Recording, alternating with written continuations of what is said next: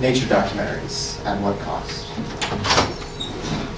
Nature documentaries can mean different things to different people. For some of us, it's a way to learn about the natural world around us and the animals that fill it. And for others, it's a way to be exposed to natural phenomena we would otherwise never see in our lifetime. We are all well intended with our viewing of these documentaries, and our only intention is to learn and be entertained. But the filming of these documentaries may not be as well intended. A lot of damage is done to the natural world and the animals that fill it during the filming of these documentaries. Some of the types of harm done are direct animal harm. A lot of times animals are provoked or even killed during documentary filming to obtain certain types of films or to shoot a scene a certain way. Another damage done is environmental harm. Trucks and boats going through environmental areas inhabited by animals causes a lot of danger for those animals and the other natural life in the environment. Ecosystem tampering is also common in documentary making, as documentary filmmakers often set the scene by changing the environment, moving plants, removing animals, or even adding elements. A specific problem with documentary filming is boating. It's a big aspect of documentary filming, as a lot of shots are taken underwater in rivers, lakes, and oceans. A lot of wildlife is filmed in water and needs to be boated to understand. But pollution is a huge problem there. Like a truck through a meadow, boats cause a lot of problems for water life. But more specifically, animals are harmed by boats. A lot of animals swim near the surface, like dolphins that need to feed and breathe near the surface and are harmed by the boats overhead. The following images may be somewhat disturbing. This is a manatee whose tail was damaged by a boat propeller riding overhead. The damage done could be very serious to the life of the manatee, as it may not be able to function as well as others in the wild. Another manatee with its back lacerated by propeller blades. These injuries were very painful, I'm sure, and could be life-threatening to the manatee. This is a whale whose back was lacerated by a boat.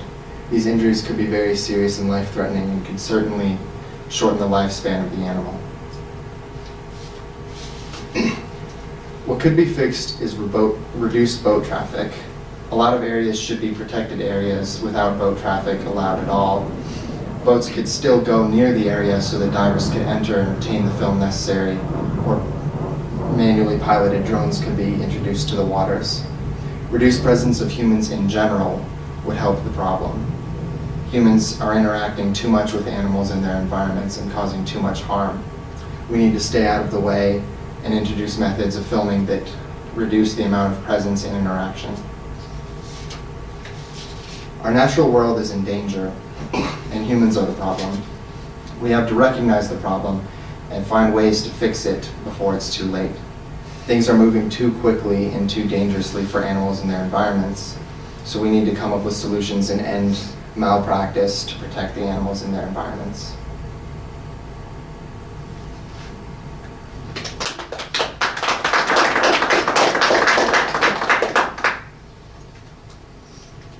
Any questions for Ryan?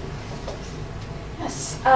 So it seems like, as you said, although nature documentaries could be they could have good intentions behind them, that isn't always the case.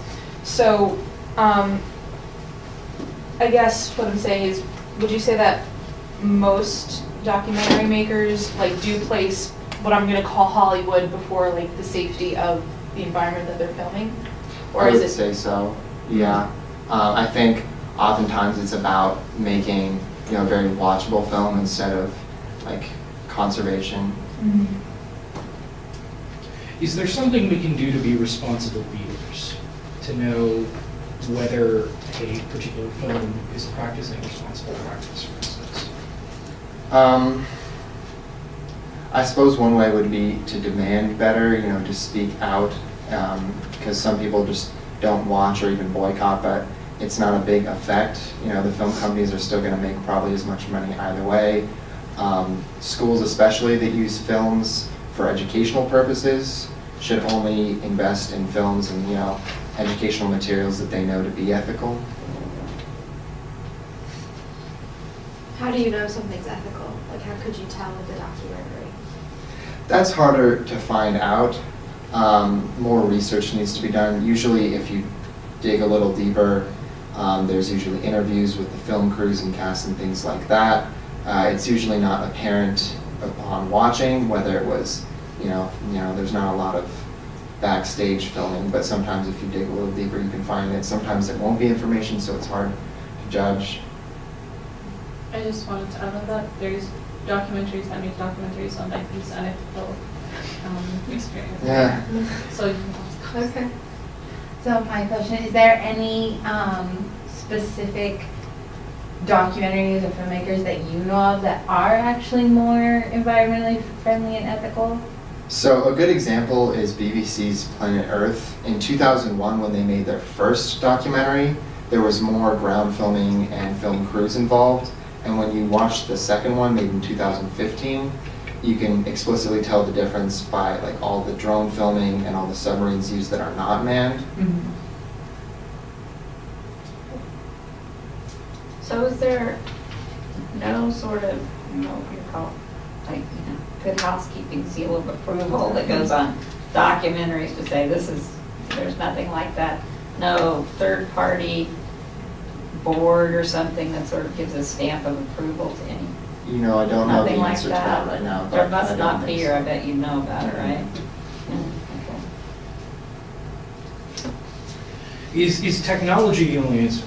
So you've talked about drone filming and moving with unmanned vehicles, but are there some practices that human beings can use if you don't necessarily have the budget? Let's say independent filmmakers of documentaries, of nature documentaries, that human beings can use practically to stay away from affecting the environment and still capture meaningful footage.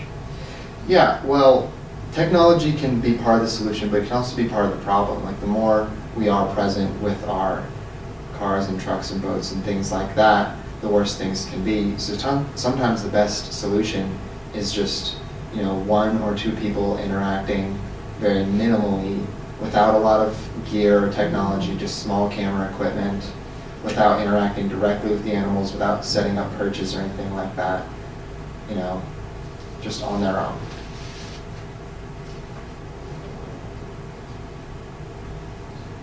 All right, thank you.